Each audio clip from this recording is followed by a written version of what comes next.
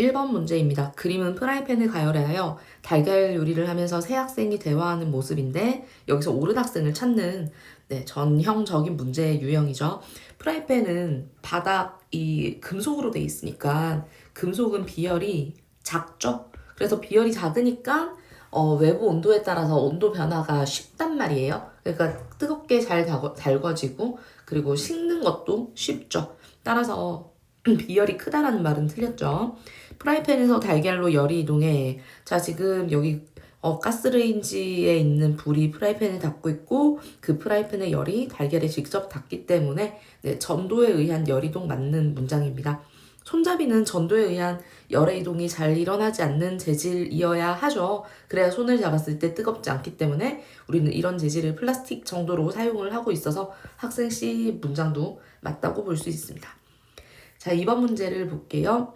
다음은 부력과 관련된 실험인데 용수철 저울에 질량이 100g인 추를 매달았대요. 그리고 그 추를 완전히 물속에 잠기게 한 그림이 나예요. 그리고 질량이 2kg인 추로 바꿔서 가나 과정을 반복을 했는데 결과를 보니까 가에서 측정값이 처음에 100g을 사용했을 때 W면 이 니은은 EW가 되겠죠. 네, 질량이 2배니까. 그런데 나에서의 측정값은요. 다른 말로 말하면 합력이에요. 그러니까 우리가 지금 이 물체는 아래쪽으로 중력도 작용하지만 위쪽 방향으로 부력도 작용하고 있고요. 그럼 이 부력 같은 경우에는 어떻게 배웠을까요? 예전에 네, 부력은 물에 잠긴 물체의 부피에만 비례합니다. 물론 이 물의 농도 혹은 이 매질이라고 할까요? 이 매질의 재질에 따라서 좀 달라지기도 하는데 우리가 지금 중학교 1학년 과정에서 배웠던 내용은 물에 잠긴 물체의 부피에만 부력이 비례한다라는 내용으로 배웠었기 때문에 그 부분만 짚고 가겠습니다. 그럼 나에서의 측정값 같은 경우에는 가지고 있던 무게에서 부력을 쓸까요? 부력을 뺀 만큼으로 측정이 될 거고 200g을 이렇게 잠구었다고 해도 EW에서 동일한 부력을 뺀 만큼으로 합력이 측정이 될 거예요. 그럼 기억과 디귿은 추에 작용하는 부력의 크기가 아니죠. 네, 합력의 크기입니다. 따라서 부력의 크기라고 하는 것은 무리가 있고요. 니은은 W가 아니라 EW니까 X겠죠. 그리고 디귿은 니은보다 작냐? 그쵸. 니은은 EW인데 디귿은 그 값에서 부력만큼을 뺐기 때문에 디귿이 니은보다 작다는 문장은 맞는 문장이 되겠습니다. 네, 3번 문제 보겠습니다. 그림은 렌즈 A 가까이에 물체를 놓았을 때 물체보다 크고 바로 선상이 생긴 모습을 나타냈습니다. 자, 지금 여기 가까이에 있는 물체가 확대된 걸로 봤을 때 이 렌즈는 볼록 렌즈임을 알 수 있는데 이 볼록 렌즈는 이렇게 크고 바로 선상도 볼 수 있지만 물체와 렌즈 사이의 거리를 멀게 하면 여기 있고 물체가 이렇게 가까이 있을 때 지금 여기 있는 곰돌이처럼 크고 확대된 게 큰 거죠. 크고 바로 선상을 볼 수 있습니다. 근데 만약에 이 렌즈에 비해서 우리 물체를 꽤 많이 멀리 두게 되면요. 이렇게 렌즈랑 물체랑 같이 이렇게 관찰을 할 때 먼 곳에 있는 물체를 관찰하게 되면 이 물체가 보이는 그 모습은요. 작고 거꾸로 된 상을 볼 수 있습니다. 자, 그럼 기억을 보면 볼록 렌즈 맞고요. 빛을 모으는 데 이용할 수 있다. 볼록 렌즈의 특징이죠. 빛을 모을 수 있습니다. 그리고 A를 이용하면 물체보다 작은 상은 볼 수 있지만 바로선 상은 볼 수 없어요. 작으면 거꾸로 된 상을 만들 수 있기 때문에 디귿은 틀린 문장이고 정답은 3번이 되겠습니다. 네, 그리고 4번을 볼게요. 그림은 건전지, 자석, 코일을 이용해서 만든 간이 전동기에서 자석으로부터 힘을 받아 회전하고 있는 어느 순간의 모습을 나타냈습니다. P와 Q는 코일의 서로 맞은편에 있는 지점이 되는데 사실 이 간이 전동기를 만들 때 한쪽은요. 피복을 반은 벗겨야 돼요. 그래서 정류자 역할을 할 수 있도록 도와줘야 되거든요. 정류자가 한 바퀴 돌 때마다 전류의 방향을 반대로 해서 한 방향으로 돌 수 있도록 만들어주는 게 정류자의 역할이었죠. 따라서 여기는 벗기면 안 되고요. 요 부분을 벗기지 않고 한쪽 부분만 피복을 반을 벗기면 정류자 역할을 해낼 수 있습니다. 자, 그럼 전류가 지금 여기가 플러스 극이고 마이너스 극이니까 플러스 극에서 전류가 흘러가지고 이 코일을 뭐 어떻게 감았는지 모르겠지만 막 이렇게 마구 감아놨고요. 그 다음에 이렇게 돌아서 나오고 있는 거예요. 그럼 전류도 가서 이렇게 돌다가 마구마구 돌다가 이렇게 나오는 그런 회로를 가리킬 수 있을 것 같습니다. 그럼 옳지 않은 것을 골라보면 P와 Q가 자석으로부터 받는 힘의 방향이 사실 방향은 선생님도 어떤 방향으로 돌았는지 코일을 감긴 방향을 정확하게 문제에서 주지 않았기 때문에 알 수는 없지만요. 그쵸? 지금 알 수 없도록 그림이 그려져 있어요. 그렇지만 우리가 알 수 있는 거는요. 어느 방향으로 돌았든 간에 얘가 이렇게 돌든 어떻게 돌든 한쪽이 오른쪽으로 전류가 흘렀다면, 그러니까 Q를 오른쪽으로 잡았다면 P 쪽은 왼쪽으로 전류가 흐르고 있다라는 사실은 상식선에서 해결을 할 수 있습니다. 그럼 전류의 방향이 반대면 지금 자기장 같은 경우는요. 여기 건전지가 만약에 위쪽을 N극이라고 가정한다면 한 방향으로 자기장이 작용하고 있지 않습니까? 그럼 자기장이 한 방향으로 작용하고 있는데 전류가 반대 방향으로 흐르게 되면 힘의 방향은 반대가 되겠죠. 우리 예전에 오른손 법칙 쓰면서 오른손의 엄지손가락 같은 경우에는 전류, 그리고 손바닥은 힘, 그리고 손가락 4개가 가리키는 방향은 자기장 B라고 배운 적이 있었죠. 그래서 거기에 맞게끔 오른손으로 이렇게 3개가 직각이도록 잡아보게 되면 전류의 방향이 반대면 힘의 방향도 반대라는 것을 알 수 있습니다. 그래서 벌써 1번부터 틀렸어요. 그죠? PQ는 자석으로부터 받는 힘의 방향이 반대다. 이유는 전류가 반대 방향으로 흐르기 때문에. 자, 2, 3, 4, 5번은요. 그냥 전동기에 대한 설명이에요. 전동기는 전기 에너지를 운동 에너지로 바꿔주죠. 그죠? 전류가 흐를 때 돌게 만들어주니까. 그리고 자석의 극을 반대로 바꾸게 되면 회전 방향은 반대로 바뀔 수밖에 없습니다. 힘을 반대로 받으니까. 그리고 전제극을 반대로 바꾸면 전류의 방향을 반대로 바꾸는 거니까 회전 방향 반대로 바뀌겠죠. 자석의 세기를 강한 것으로 바꾸면 코일이 더 빠르게 회전할 수 있는 게 힘이 커지기 때문이에요. 그래서 B가 커지면 힘이 커지죠. 그래서 우리가 F는 BIL 사인 세타라는 이걸 우리가 중학교 때 배운 적은 없지만 어쨌든 지금 자기장의 세기와 전류의 세기에 힘이 비례한다라는 것은 확인할 수 있는 그런 공식이 되겠습니다. 자, 5번 문제 보겠습니다. 그림과 같이 지면으로부터 같은 높이에서 테니스공과 야구공을 손으로 잡고 있다가 가만히 놨다. 질량은 야구공이 테니스공보다 크대요. 자, 이 문제 자유낙하에 관련된 문제네요. 자, 근데 문제를 보니까 공기 저항은 무시. 그죠? 크기도 무시. 자, 기억을 보면 떨어지는 동안 테니스공의 역학적 에너지는 일정하다. 역학적 에너지 보존이라는 게 있었잖아요. 그죠? 떨어지는 동안 위치 에너지는 감소하겠지만 그만큼 운동 에너지가 증가할 테기 때문에 누구든 역학적 에너지는 일정합니다. 떨어지는 동안 두 공의 단위시간당 속력 변화량, 이게 뭐예요? 델타 T분의 델타 V는 가속도 A의 정의잖아요. 그럼 가속도는 어떤 가속도를 받아요?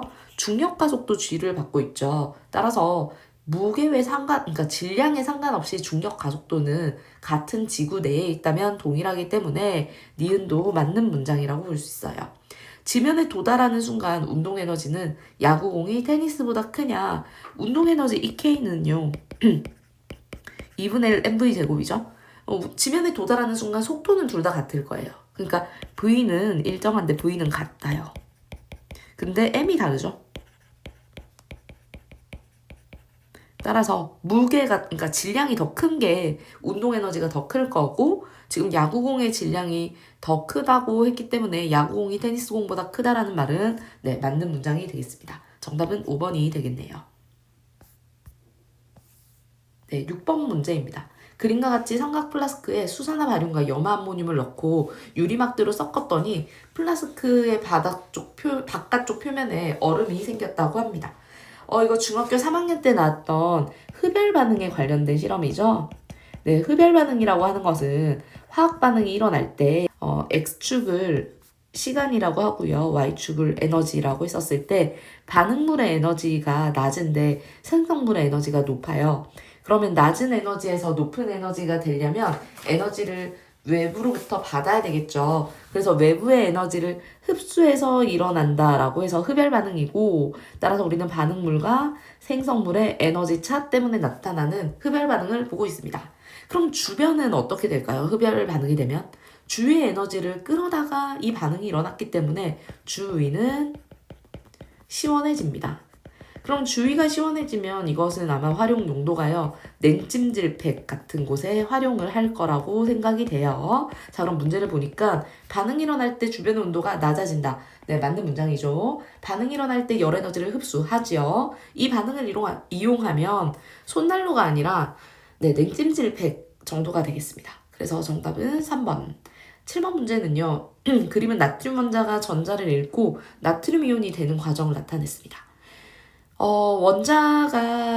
원자니까 전자의 개수가 원자 핵만큼일 거예요. 안 세어봐도. 자, 이온이 되면 전자를 하나 잃었죠? 따라서 전자는 10개의 전자인 걸로 확인이 됩니다. 세어볼까요? 하나, 둘, 셋, 넷, 다섯, 여섯, 일곱, 여덟, 아홉, 열. 맞죠? 자, 그럼 이런 경우를 우리가 이온식으로 한번 적어보게 되면 NA가 NA 플러스가 된다. 전자 하나 내어놓고 이렇게 반응식을 적을 수 있어요. 전자는 음의 전하를 띈다. 나트륨 이온은 양이온이다. 나트륨 원자가 나트륨 이온이 될 때 원자핵의 전하량은 변하지 않는다. 근데 누가 이렇게 이온이 된다 하더라도요. 원자핵은 움직이지 않습니다. 따라서 원자핵의 전하량은 언제든 변하지 않죠. 그래서 디귿도 맞는 문장이고 정답은 5번이 되겠습니다.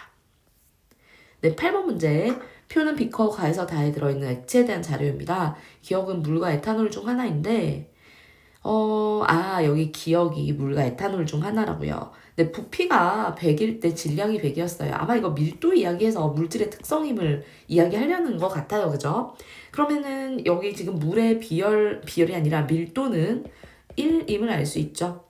그리고 에탄올의 밀도도 계산을 해보게 되면 부피분의 질량을 처리하면요. 0.789임을 알 수 있습니다. 그럼 지금 보니까 200분의 200, 즉 밀도가 1이죠. 그럼 밀도는 물질의 특성이니까 양에 상관없이 일정하단 말이에요. 그러면은 얘는 물과 일치함으로 기억은 물임을 알 수 있고 기억은 물이다. 맞고요. 질량은 물질의 특성이다. 질량은 양에 따라서 달라지면 물질의 특성이 아니에요. 물질이 특성이 아닌 것이 어떤 게 있는지 볼까요? 물질의 특성인 것부터 한번 봅시다. 물질 특성은요. 녹는 점, 끓는 점, 용해도, 지금 나왔던 밀도, 그리고 또 뭐가 있을까요? 우리 겉보기 성질이라고 얘기하는 맛, 색깔, 냄새 이런 것들도 모두 물질의 특성인 게 양과 상관없잖아요. 양이 달라져도 변함이 없다? 그럼 그것은 물질의 특성이라고 볼 수 있습니다. 물질의 고유한 양인 거죠. 고유한 어떤 특징이 되는 거죠. 그럼 물질 특성이 아닌 것을 한번 찾아보게 되면요. 질량, 부피. 그쵸? 그럼 질량이나 부피는 양에 따라 달라질 수 있기 때문에 또한 길이 이런 내용들이 물질의 특성이 아닌 게 됩니다. 따라서 니은은 틀렸고요. 디귿, 밀도는 물이 에탄올보다 크네요. 그죠? 네. 그래서 디귿은 맞고 정답은 4번 이렇게 풀면 되겠습니다. 9번 문제를 보겠습니다. 9번은요. 그림 가는 삼각 플라스크의 입구를 빗물로 막고 뜨거운 바람으로 가열할 때 빗눈물 막이 부푸는 모습을, 그리고 나는 삼각 플라스크에 작은 드라이아이스 조각을 넣고 입구를 빗눈물 막으로 막았을 때 빗눈물 막이 부푸는 모습이에요. 둘 다 현상은 비슷하다고 볼 수 있는데 한번 볼까요? 여기 뜨거운 바람으로 막 이렇게 가열을 하게 되면요. 여기 있던 기체 입자의 운동이 활발해지죠.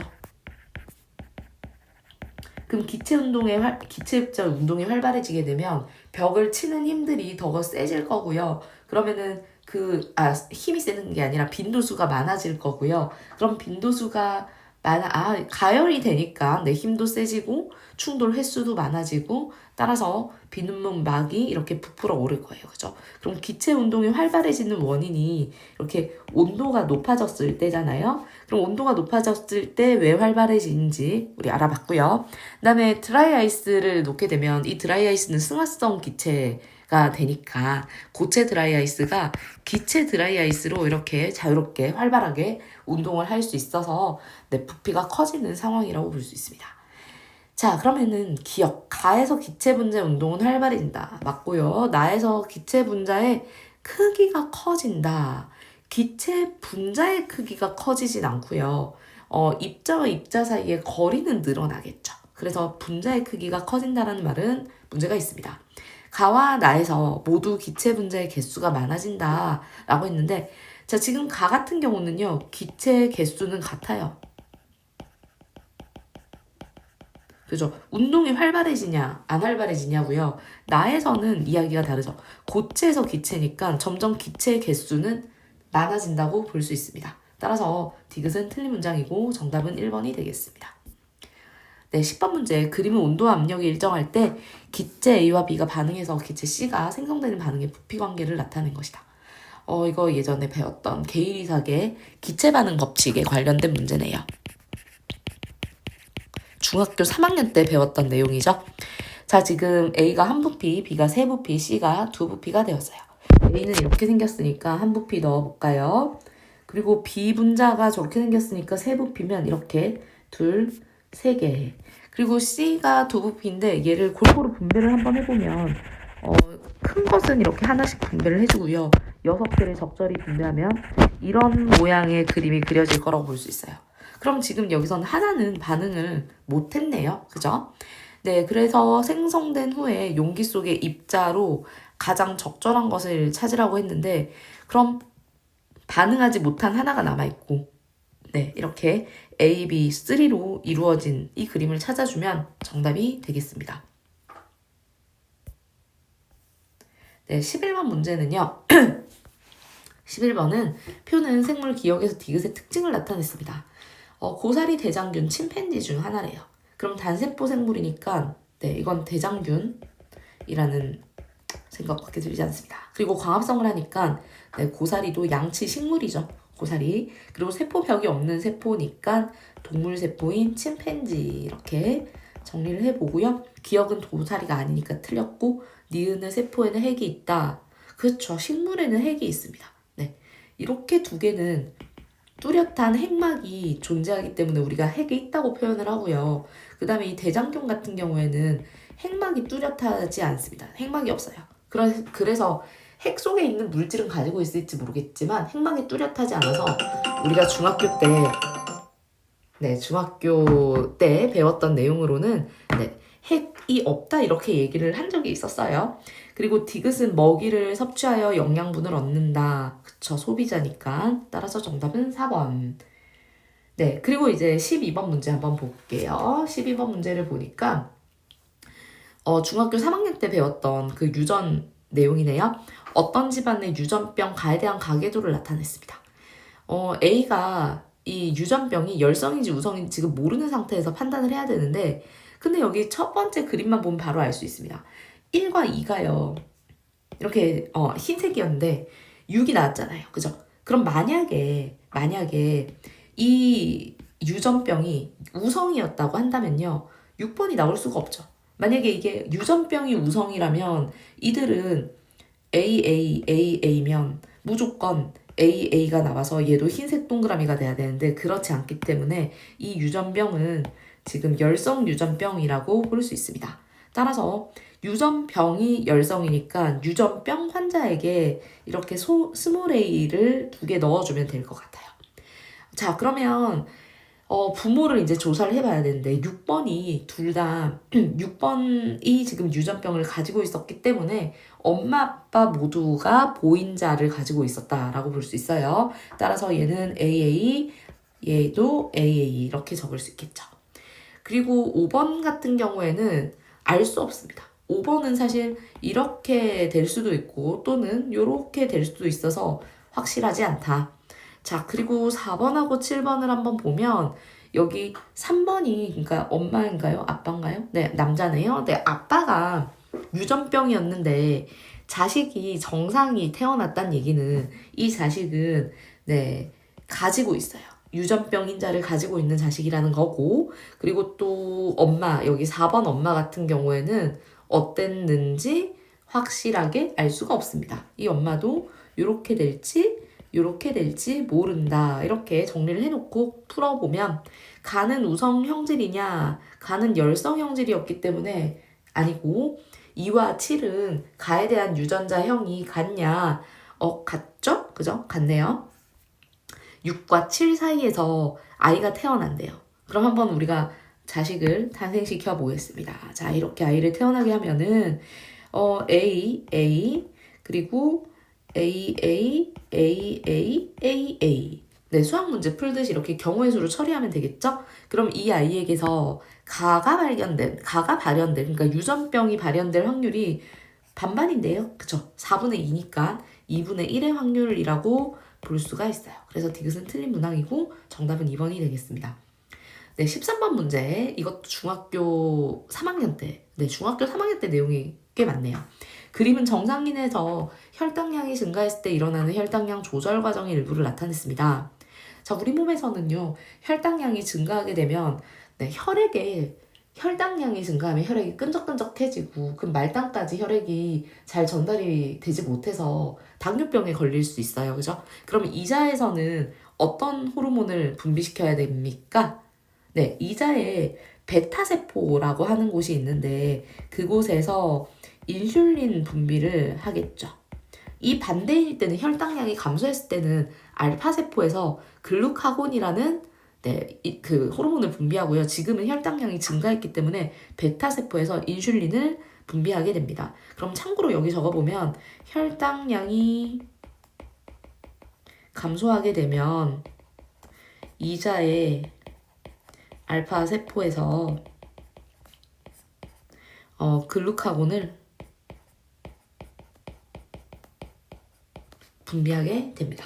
자, 그럼 이때 기억에 대한 설명으로 옳은 것. 그러면은 기억 같은 경우는 인슐린이 되겠죠. 그죠? 네, 인슐린이 되겠습니다. 기억은 인슐린이다. 맞고요. 간에서 글리코젠의 합성을 촉진한다. 그럼 이 인슐린이 어떤 일을 하냐면요. 간과 조직세포 그러니까 지금 혈당량이 증가했으니까 이 포도당을 어딘가에 저장시키고 싶은 거예요. 왜냐면 우리 몸이 기아 상태가 되었을 때 그 에너지를 써야 되니까. 따라서 간에다가 글리코젠이라고 하는 다당류 형태죠. 그러니까 혈당량이 증가한 것은 포도당이 증가했다는 얘기고 글리코젠은 이렇게 포도당이 다당류 형태로 이렇게 네, 뭉치로 있는 이런 다당류인 글리코젠을 형성한다라는 거예요. 그리고 또 조직세포에서는 어떤 일이 일어나냐면요. 이 포도당을 그냥 흡수시켜버립니다. 그죠? 조직세포에 흡수시켜버린다. 따라서 간에서는 글리코젠의 합성을 촉진한다. 맞죠? 조직세포로의 포도당 흡수를 촉진해야 혈액 속의 포도당이 네, 좀 감소하게 될 테니까 네, 그런 형태가 되겠습니다. 14번 문제를 보면 그림은 소화기에서 일어나는 영양소의 소화 과정을 나타낸 것이다. 기억과 니은은 라이페이스와 아밀레이스 중 하나다라고 볼 수 있는데 네, 녹말 분해 효소 아밀레이스 네, 그리고 지방을 지방산과 모노글리세리드로 바꿔주는 게 라이페이스였어요. 근데 라이페이스는요, 이자에서 밖에 분비되지 않습니다. 따라서 우리는 지방을 분해할 수 있는 효소는 이자에서 분비된다라는 거 먼저 알고 가면 될 것 같고요. 이 아밀레이스 같은 경우에는 이 침 속에 있죠. 네, 침에 있는 소화효소고요. 그 다음에 침 속에 있는 소화액 중에 아밀레이스가 포함되어 있습니다. 그럼 이에 대한 설명으로 옳은 것을 골라라. 침에는 아밀레이스가 있고요. 이자에서 니은이 분비되고요. 소장에서 아미노산은 융털에 소장에서 아미노산 같은 경우에는 수용성 영양소잖아요. 그래서 수용성 영양소인 포도당 또는 아미노산 같은 경우에는 암주간이 아니라 네, 그 혈관이죠. 혈관. 네, 그래서 모세혈관으로 흡수가 됩니다. 따라서 디귿은 틀렸고 정답은 기억 니은. 네, 15번 문제 보겠습니다. 표는 사람에서 일어나는 세포 분열 1, 2의 특징을 그림은 염색체 한 쌍을 나타냈습니다. 1과 2는 그 중에 하나는 감수고 하나는 체세포. 이번 특징부터 볼까요? 이가 염색체가 관찰되는 시기가 있으면 이건 무조건 감수분열이죠. 왜냐면은 감수분열을 할 때는, 그러니까 우리가 감수분열을 하는 이유가 뭐예요? 생식세포를 형성하기 위한 거죠. 예를 들어서 선생님이 정자 하나를 만드는 과정을 한번 생각을 해볼게요. 그러면 이 정자를 하나 만들기 위해서 남자의 몸에서는요, 어떤 일이 일어나냐면, 내가 우리 엄마한테 뭐 물려받은 걸 이 정자에게 줄 것인지, 우리 아빠에게서 받은 걸 정자에게 줄 것인지, 판단을 23번 해야 되죠. 그죠? 왜냐면 우리는 23쌍의 염색체가 있고, 46개의 염색체가 있는데, 23쌍이니까 하나는 엄마에게서 하나는 아빠에게서 받은 거거든요. 그러니까 랜덤으로 어떤 걸 줄지 23번을 결정을 해야 된다는 얘기예요. 그래서 이 정자가 탄생할 수 있는 확률은 2의 23승 개나 됩니다. 그래서 이렇게 정자가 하나 만들어지는 게, 네, 이가 염색체를 형성해야지.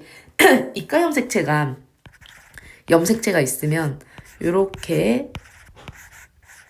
이렇게 형성해서 나중에는 이제 이 중에 둘 중에 하나를 내 정자에게 이렇게 보낼 거거든요. 그래서 이가 염색체를 한번 형성한 다음에 얘가 한번 나누어지는 시기가 있기 때문에 이가 염색체는 감수분열에서만 볼 수 있습니다. 자, 세포분열 1은 그러면 나머진 체세포 분열이라고 간주할 수 있고요. 문제를 풀어볼게요. 1은 감수분열이다. 맞고, 딸세포의 염색체 수가 모세포 염색체 수의 절반이다. 이 경우는요, 감수분열이니까 2에 해당하는 말이고 기억으로 적절하지 않습니다. A는 B의 상동염색체이다. 상동염색체는요, 모양이 그리고 크기가 비슷한 그 두 염색체를 말하는 거죠. 근데 지금 여기 A하고 B는요, 염색 분체 관계라고 할 수 있습니다. 상동염색체냐라고 하려면 이거랑 이게 상동염색체냐라고 했다면 네, 맞다고도 할 수 있었겠지만 지금 현재 A와 B는 염색 분체이기 때문에 네, 디귿은 맞는 문장이 아니죠. 네, 그 다음에 16번 보겠습니다. 그림은 암석을 분류하는 과정을 나타냈습니다. 현무암, 현무암, 여감이 있어요. 자갈 모래와 같은 퇴적물로 이루어져 있는가? 네, 그럼 여감을 골라야 되겠죠. 왜냐면 이게 퇴적암이었고 퇴적암 중에서도 자갈, 모래, 진흙 이렇게 세 가지가 섞여 있으면 네, 주로 자갈로 이루어져 있는 게 여감이었습니다. 그럼 아니오로 간 것은 지금 현재 현무암과 편무암이 내려가 있는데 뭘 물었을까요? 그거 모르겠지만 이 현무암을 분류를 해보면 이건 지금 화산활동으로 생성된 화성암 중에 지표면에서 굳어있던 화산암이죠. 그리고 여기 있는 편마암은 변성암이라고 할 수 있습니다. 자, 그럼 기억에서 마그마가 식어서 굳어진 것인가? 라고 했었을 때요. 만약에 얘라고 한다면은요. 현무암이 되고 아니오 하면 뭐가 돼야 돼요? 편마암이 돼야 되겠죠. 저 물음이 만약에 맞다면. 따라서 1번과 2번은 무조건 아닙니다.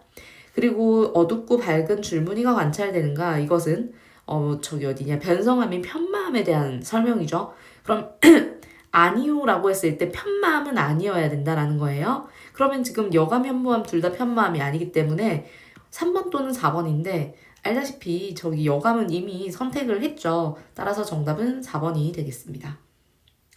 네, 그리고 17번 문제 볼게요. 네, 그림은 우리나라 주변의 해류에 대해서 새 학생이 대화하는 모습을 나타냈습니다. 동안난류와 황해난류는 우리나라 주변을 흐르는 해류야. 자, 우리나라가 이렇게 있으면 여기서 쿠로시오 해류가 굵은 줄기가 오고요. 이렇게 가서 이게 지금 쿠로시오 해류고 그다음에 여기는 동한난류고 그다음에 황해난류는 조금 떨어져서 이렇게 갑니다. 동한난류가 우리나라 지도를 다시 좀 그릴게요. 우리나라 지표면 근처를 지나다 보니까 이 동한난류의 영향을 동해안은 많이 받죠. 따뜻해요. 실제로 동한난류가 지나가는 그 시기에는요.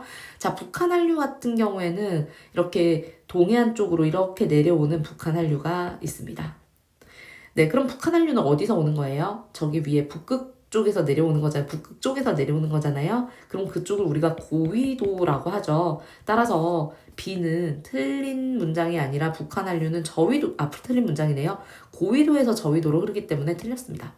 동한 난류와 황해 난류는 우리나라 주변을 흐르는 해류야. 이건 맞는 거고요. 동해에는 난류와 한류가 만나는 해역이 있어요. 그죠? 그 해역을 우리가 조경수역이라고 하는 네, 엄청 물고기가 많이 잡히는 어장이 풍부한 그런 곳이 있습니다.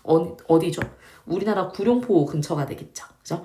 여기가 지금 동해에는 난류와 한류가 만나서 조경수역이 이루어지는 곳이 있습니다. 물론 계절별로 조경수역이 일어나는 곳은 북상할 수도 있고 남하할 수도 있는 그런 부분이긴 한데 대략 이쯤에서 조경수역이 일어난다 볼 수 있어요. 그럼 제시한 내용이 옳은 학생은 네, C도 맞는 문장이니까 A와 C 3번이 되겠습니다. 18번 문제를 보겠습니다. 그림은 지구에서 6개월 간격으로 측정한 별 S의 시차를 나타낸대요. 일단 이게 지금 시차 맞고요. 근데 우리 연주 시차를 아마 밑에서 묻는 것 같아서 연주 시차는 2분의 1 곱하기 시차예요. 네, 그럼 지금 여기에서 연주 시차는 어떻게 됩니까? 0.01 파섹이 되겠죠. 자, 그리고 또 하나 더 우리 지금 현재 관측자로부터 별까지의 거리 있지 않습니까? 거리는 연주 시차와 역수 관계예요. 네, 그럼 그렇게 알고 그 다음에 그때 단위는 파섹을 쓰죠. 연주 시차의 단위는 네, 이렇게 파섹이 거리의 단위고 연주 시차는 초라고 읽었습니다. 자, S의 연주 시차는 0.02 초이다. S의 연주 시차는 0.02 초가 아니라 0.01 초입니다. 이유는 시차의 2분의 1이 연주 시차이기 때문이죠. S까지의 거리는 이것의 역수를 취하면 되겠네요. 그럼 역수를 취하게 되면 네, 100파섹이 맞네요. 니은 맞는 문장. S보다 가까운 별의 연주 시차는 S의 연주 시차보다 작냐? 거리가 가깝다고 한번 가정을 해보면요. 간단합니다. 여기에 만약에 별이 있다고 생각을 해볼까요? 그럼 이걸 우리가 볼 때 이렇게 스크린으로 보겠죠. 그럼 어떻게 돼요? 각도가 더 커지잖아요. 따라서 가까운 별의 연주시차는 S의 연주시차보다 크다가 돼야 되기 때문에 디귿은 틀린 문장이고 따라서 정답은 2번이 되겠습니다. 네, 19번 문제. 다음은 닮은비를 이용해서 사진 속 달의 크기를 측정하는 탐구이다. 벽면에 달 사진을 붙이고 3m 떨어진 곳에 섭니다. 그리고 종이에 원형 구멍을 뚫고 지름을 측정해요. 이게 우리가 시지름이라고 하는 거죠. 이렇게 보게 되면 작은 동전으로 달을 이렇게 딱 완벽하게 가릴 때까지를 딱 체크해서 이제 닮은 비를 사용을 하는 거예요. 지금 보게 되면 여기 있는 작은 삼각형과 큰 삼각형이 닮음이잖아요. 그죠? 그럼 닮음이니까 이걸 가지고 이제 닮은 비로 달의 지름을 계산하자 이런 취지인 것 같습니다. 어쨌든 이렇게 평행하게 두고 종이의 구멍을 통해서 달 사진을 본다. 앞뒤로 움직여서 구멍이 사진 속 달의 크기와 일치할 때 거리를 측정을 합니다. 그리고 비례식을 세워서 사진 속 달의 지름을 구하세요 라고 했는데 네, 문제로 한번 볼까요? 다른 것들은 이제 측정을 했고 여기 기억을 보니까 옳은 것을 고르래요. 그럼 L 대 L은 D 대 D는 기억으로 적절하냐라고 했는데 얘가 세운 이 비례식이 맞는지 검증을 한번 해보면 되겠죠? 자, 지금 L이 여기 있고요. 그 다음에 대문자 L이 여기 있어요. 그러면 높이 대 높이는 그죠? 그러면 여기 지금 밑변 대 밑변이 되니? 라고 했으니까 틀린 문장이 아니네요. 그래서 기억 맞는 문장이고요. 그 다음에 니은은 20으로 적절합니까? 라고 물었거든요. 그럼 대입을 해보면 되겠어요. 어디 갔죠? 그럼 니은이 20이냐? 아무것 하나 없는데. 여기 3m가 주어졌고 얘네 둘 사이의 거리를 측정을 했나요? 다 있네요. 그죠? 그럼 대입을 한번 해볼게요. L 같은 경우에는 30cm. 그다음에 대문자 L 같은 경우에는 3m. 단위는 밑에 작게 적어주겠습니다. 그리고 소문자 D는 1cm가 되겠고 대문자 D는 미터로 이야기하면 되겠죠. 그럼 지금 현재 10대 1이니까 여기도 10대 1이 되려면 0.1 미터가 D의 값으로 적절해 보입니다. 그럼 다시 문항으로 내려가 보면 니은이 20이 되니 라고 했는데 네, 0.1m는 여기 지금 단위가 센티미터로 돼 있으니까 0.1m는 10cm죠. 따라서 니은은 틀린 문항입니다. 디귿. D를 크게 하면 L은 작아지냐? D를 크게 하려면요. 어떻게 하면 되죠? 내가 그러니까 구멍을 되게 크게 뚫는다는 얘기잖아요. 얘는 내가 구멍을 크게 하면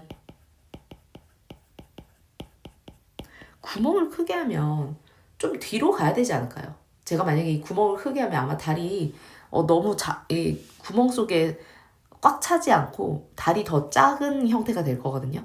그럼 조금 더 뒤로 가서 관측하면 딱 찰 것 같죠? 그죠? 그럼 D를 크게 하게 되면 만약에 여기서 선생님이 D를 크게 한다.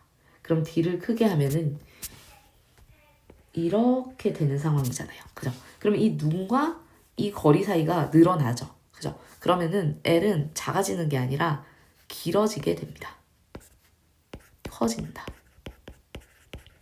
따라서 틀렸고 정답은 1번이 되겠습니다. 네, 20번. 그림은 우리나라 주변의 전선 배치와 강수 구역을 나타냈습니다.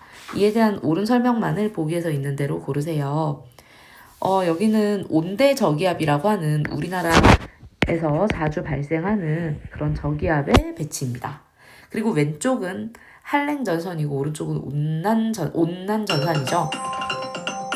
알람이 자주 울리네요. 자, 그러면 다시 한번 그려볼게요. 저기압이 있고 이렇게 온난전선과 한랭전선이 함께 있어요.